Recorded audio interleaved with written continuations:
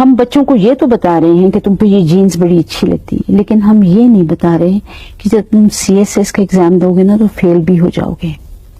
بانو قدسیہ نے اپنی کتاب فٹ پاتھ کی گھاس میں لکھا تھا، خواہشات تو سبھی کے دل میں ہوتی ہیں، سب ان کی تکمیل چاہتے ہیں، لیکن دیکھنا یہ پڑتا ہے کہ ان تک رسائی کے لیے کون سا راستہ جاتا ہے۔ اسی راستے کے انتخاب میں تو انسان کا پتہ چلتا ہے، اسی انتخاب میں انسان کی بڑائی یا اس کا چھوٹا پن چھپا ہوتا ہے۔ پتہ چلتا ہے کہ وہ سونے کا ہے یا پیتل کا۔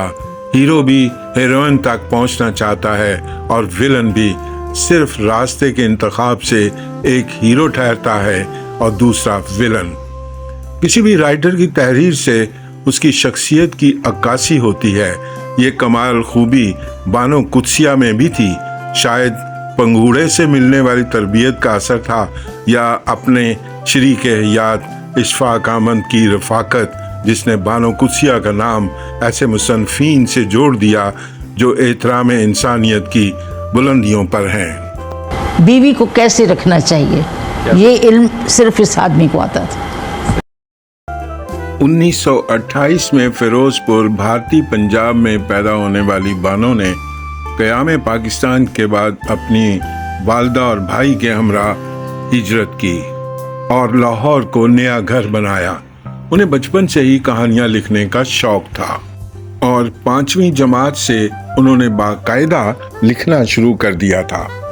جب 5ویں جماعت میں تھیں تو ان کے اسکول میں ڈرامہ فیسٹیول کا انعقاد ہوا، جس میں ہر جماعت کو اپنا اپنا ڈرامہ پرفارم کرنا تھا۔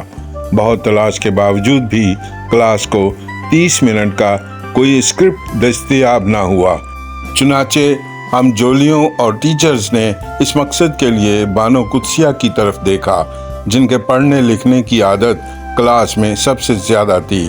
ان سے درخواست کی گئی کہ تم ڈرامائی باتیں کرتی ہو، لہذا یہ ڈرامہ تم ہی لکھ دو۔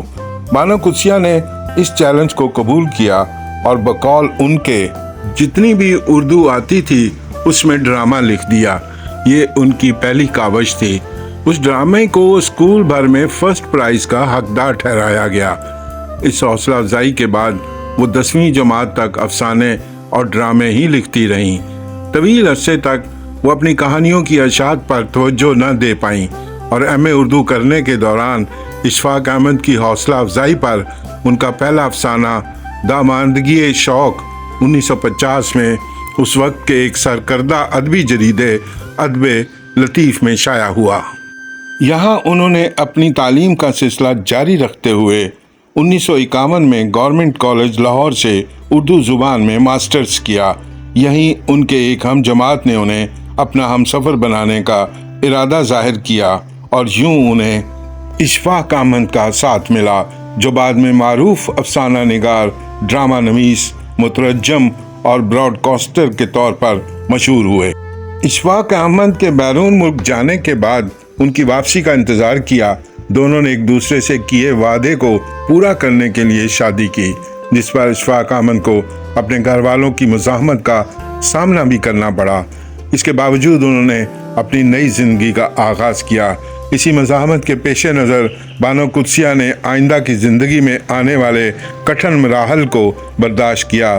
سخت محنت کرتے ہوئے اشفاق احمد کا ہر لمحے ہر منزل پر ساتھ دیا، ایک دوسرے کی بھرپور ہمت بندھاتے رہے، تمام گھریلو فرائض انجام دیے، بچوں کی بہترین تربیت کی، یہاں تک کہ دونوں ایک دوسرے کے لیے لازم و ملزوم ایک دوسرے کا لباس اور ہر معاملے میں پردہ بھی رکھتے تھے۔ حلقہ احباب میں انہیں بانو آپا کے نام سے بھی یاد کیا جاتا ہے۔ اپنے لکھنے کے حوالے سے بانو قدسیہ کہتی تھیں کہ میں نے کسی سے اصلاح نہیں لی اور نہ کبھی کچھ پوچھا تا وقت کہ میری شادی نہیں ہوگی۔ اس کے بعد اشفاق احمد صاحب میرے بڑے معاون و مددگار بلکہ استاد ثابت ہوئے۔ انہوں نے مجھ سے کہا، اگر تمہیں لکھنا ہے تو ایسا لکھو کہ کبھی مجھ سے 2 قدم آگے رہو اور کبھی 2 قدم پیچھے، تاکہ مقابلہ پورا ہو۔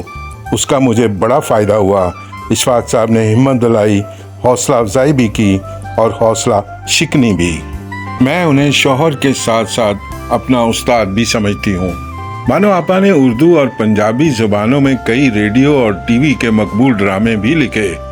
बानो कुसिया की मशहूर किताबों में आतशे ज़ेरपा, आधी बात, एक कदम, अमर बेल, आसे पासे, बासगश्त, चहार चमन, दस्त बदस्ता, दस्त बस्ता, दूसरा दरवाज़ा, फुटपाथ की घास, हासिल घाट, हवा के नाम, कुछ और नहीं, मोम की गलियां, नाकाबिले जिक्र, पिया नाम का दिया, शहर बेमिसाल, सूरजमुखी, तमासील, तवज्जो की तालिब शामिल हैं।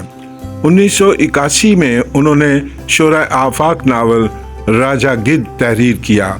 उर्दू अदब की लाजवाब खिदमात पर उन्हें 2003 में सितारा इम्तियाज और 2010 में हलाल इम्तियाज से भी नवाजा गया। बानो कुसिया 2017 में 4 फरवरी को अदालत के बाद लाहौर के निजी हॉस्पिटल में इंतकाल कर गईं, जिसके बाद उर्दू अदब का एक ताबिंदा बाब ख़त्म हो गया। उन्हें उनके महबूब शौहर इशफाक अहमद के पहलू में सुपुर्द खाक किया गया। वीडियो को लाइक करें और चैनल को सब्सक्राइब कर दें। शुक्रिया।